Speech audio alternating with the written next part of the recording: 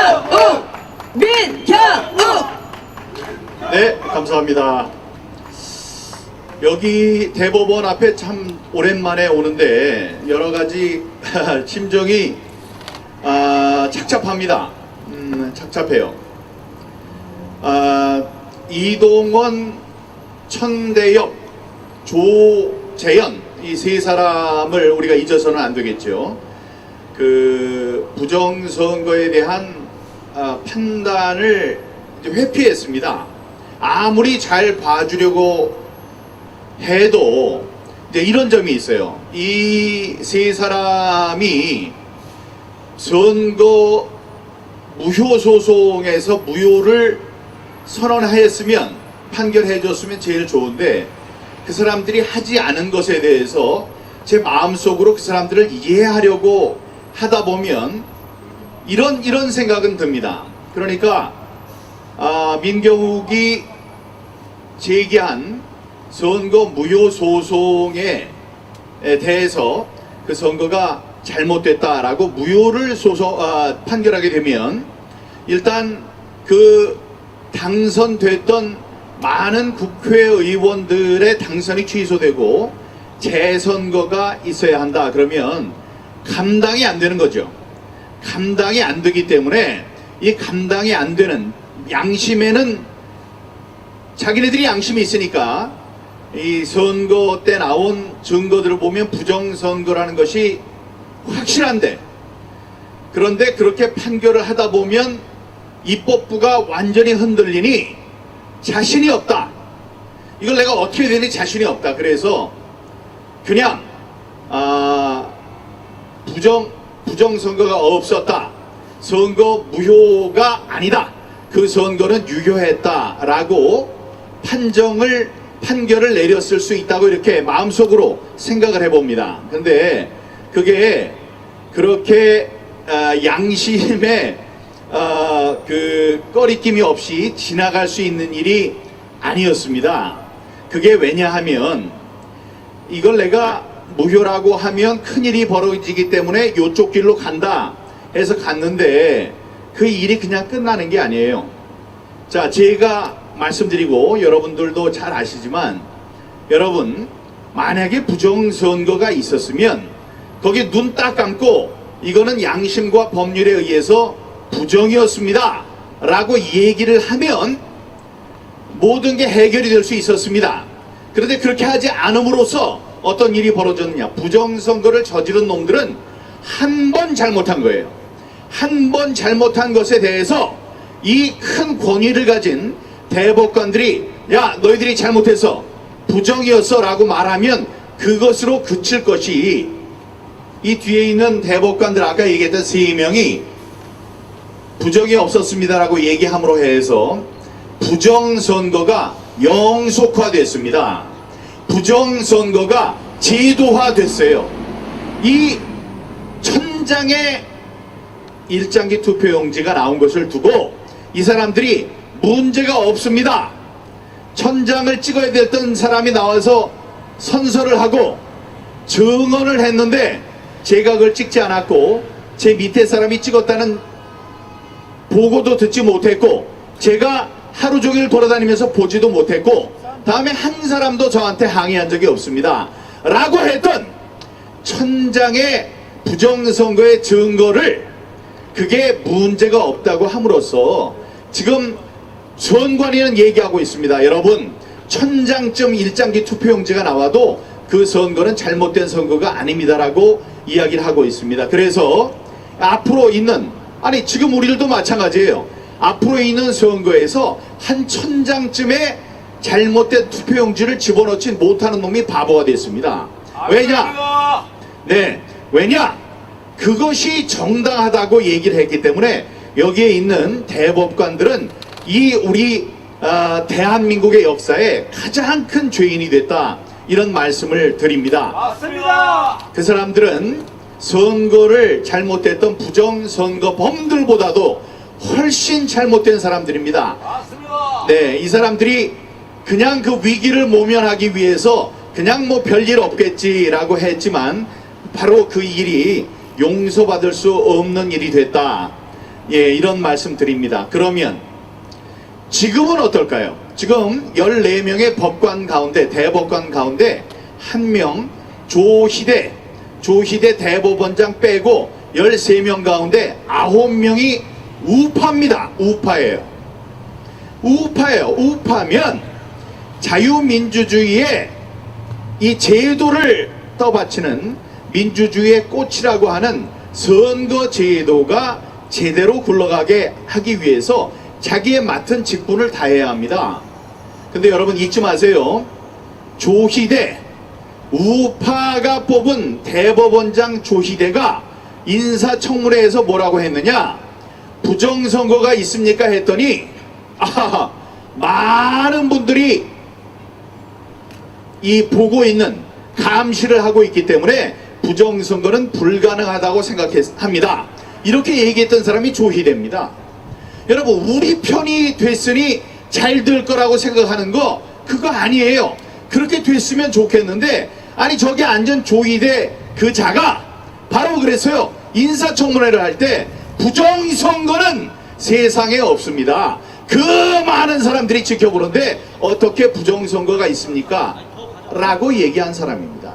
우리가 좀 희망을 품고 박수를 보내주고 이러고 싶지만 그렇게 되지 않는다고. 이 사람도 물러나라! 조재현, 이동원, 천대엽과 똑같은 사람이라는 생각을 하고 우리가 싸워야 된다는 말씀을 드립니다. 너무나 슬픈 일이지만 그렇습니다. 안 그랬다면 6개월, 180일, 한 달 남겨놓고 여태까지 아무 짓도 안 하지 않죠.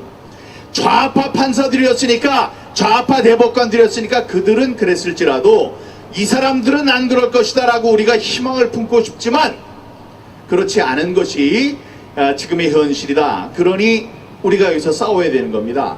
그러니까 여기서 우리가 싸워야 되는 거예요. 그게 가슴이 아픈 겁니다. 그냥 우리는 우리대로 살고 저 사람들은 아주 훌륭한 일을 하라고 해서 너무나 훌륭한 대우를 받고 있습니다. 안 가봐도, 안 들어가봐도 뻔해요. 저 장관급의 대법관들은 이렇게 운동장만큼 넓은 사무실에서 대한민국 최고의 차, 뭐예요?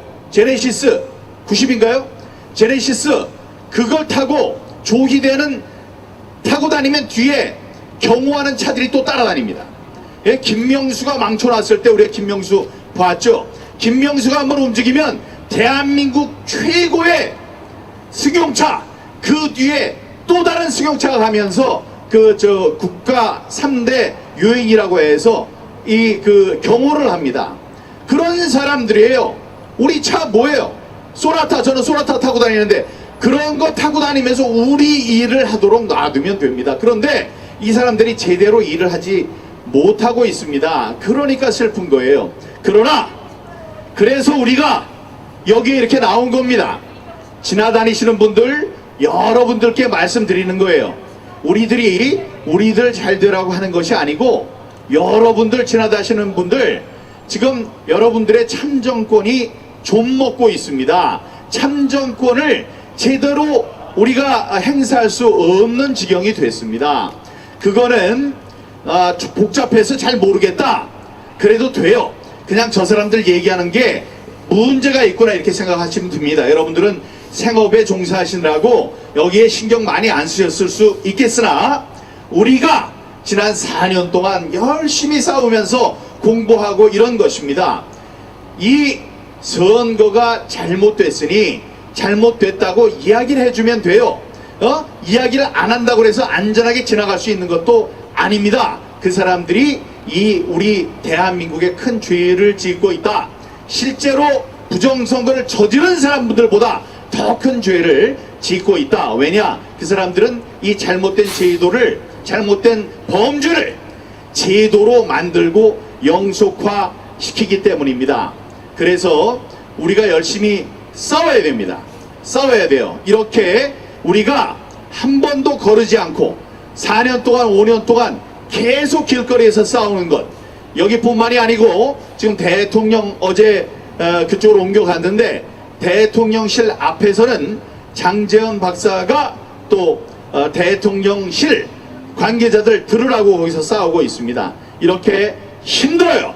힘들지만 계속 끊이지 않고 싸워가는 것. 왜? 희망이 있기 때문에 싸운 게 아니고 우리가 싸워야지 희망이 생기는 겁니다. 요만큼이라도 희망이 생기는 겁니다. 저들의 닫힌 귀에 우리들의 이야기가 들리지 않고 튀어나오더라도 우리는 끈질기게 싸워야 된다. 뭐를 위해서? 대한민국을 위해서, 자유 대한민국을 위해서. 뭐를 위해서? 자유민주주의 제도를 위해서. 또 뭐를 위해서? 한때는 자유민주주의의 꽃이라고 불렸던, 그러나 지금은 자유민주주의를 위협하는 흉기로 변한 공명선거를 위해서 우리는 싸워야 합니다. 함께 싸워주시겠죠? 네, 여러분들이 자랑스럽습니다. 이 10월 22일 우리가 이제 며칠 전에 이 선거 제도와 관련해서 홍성빈 치과의사분, 다음에 허병기 교수님, 권오용 변호사님 이런 분들이 인하대학교 로스쿨에서 아주 그 중요한 토론회를 했습니다. 세미나를 했는데 똑같은 것을 인천시의회에서 합니다. 이거 박수 쳐주셔야 돼요. 왜냐? 예, 시의회 차원에서 그런 세미나를 한다는 건 대단한 일입니다. 예, 그런데 인천시에서 움직이기로 했고 지금 일정대로라면 10월 22일 오후 3시에 인천시의회에서 이 부정선거 세미나 토론회를 이제 갖기로 우리가 추진을 하고 있습니다. 거기에 나오실 분 중에 한 분이 누구죠? 그 장영후 사장님, 장영후 대표께서 그 해커들의 지문, Follow the Party 뿐만이 아니고 여러 가지 프로그램으로서 우리에게 좋은 얘기를 해주셨는데 그분이 책을 내셨습니다. 3권짜리 책을 냈습니다. 그분이 엔지니어예요. 엔지니어의 눈물. 그분이 아들이 있는데 그 아들과 이제 사이가 이제 잘 좋지 않고 그랬던 적이 있었던 모양입니다. 그래서 그 아빠로서 아빠가 내가 보는 이렇게 허약한 사람이 아니다. 대한민국의 가치를 위해서 싸우는 사람이다. 이래서 그 보면 굉장히 그 조그만 분이에요. 근데 의지를 갖고 지금 4년 동안 싸워왔습니다. 근데 그게 잘 안 되니까 좌절도 크게 맛보았죠. 그리고 그 아들에게 보여주려는 이렇게 내가 밝힌 것 거기에 아빠의 공로가 크다 이런 얘기를 해주고 싶었는데 지금까지 그게 없었거든요. 그분이 눈물을 흘리면서 쓴 엔지니어의 눈물이라는 1권 책이 나왔습니다. 제가 나눠드리려고 그랬는데 차를 저쪽에다 세워놔가지고 제가 100권을 샀어요. 100권을 사서 이제 나눠드릴까 합니다. 예, 그래서 예, 다음번에 그걸 다 가져올진 못하더라도 몇 권 이제 나눠드리도록 이렇게 할 거고, 그분이 하나, 둘, 세 번, 11월 달에 하나, 또 1월 달에 하나 해서 3권의 책을 내신다고 합니다. 그분도 10월 22일 인천시의회에서 개최하는 세미나, 부정선거 세미나에 나와서 발표를 하시기로 오늘 약속을 조금 아까 만나고 왔는데 약속을 하셨으니까 여러분 관심을 가져주시기 바랍니다. 구호 하나 하겠습니다. 조희대는 각성하라! 각성하라! 각성하라! 각성하라! 조희대는 각성하라! 각성하라! 각성하라! 각성하라! 우리가 우리 편인 줄 알고 있다가 그 믿는 도끼에 발등 지키는 일이 많습니다. 예, 그런 면에서 조희대의 각성을 우리가 촉구해야 한다는 말씀을 드리겠습니다. 감사합니다.